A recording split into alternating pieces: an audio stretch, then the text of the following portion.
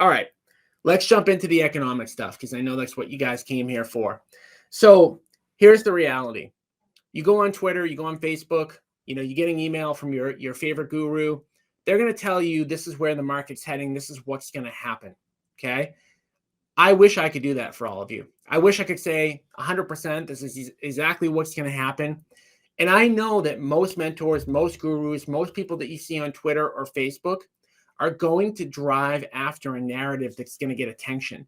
And that's one of the things that you have to understand when you're working with your clients is you're going to see a lot of people right now going to one extreme or the other, right?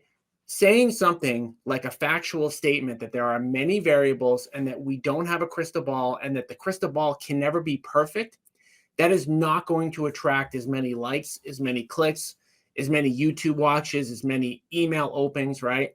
The headlines are always going to be, whether it's in the media or it's on Twitter, on Facebook or whatever, they're always going to be these big, bold predictions about how everything's going to burn to the ground or that everything's going to explode, right? Because those are the only two things that sell: greed, fear, right? Greed, fear, greed, fear, greed, fear.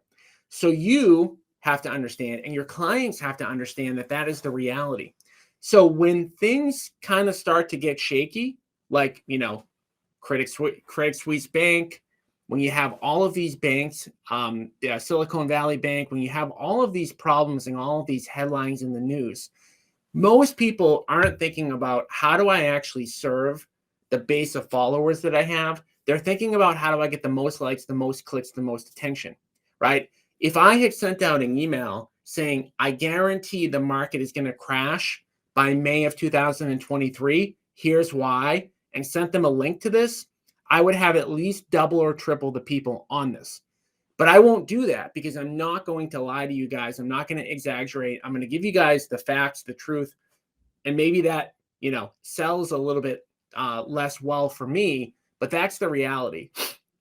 So anybody, I don't care who it is, anybody who tells you they know 100% factually where the market is going is lying, and most likely lying to serve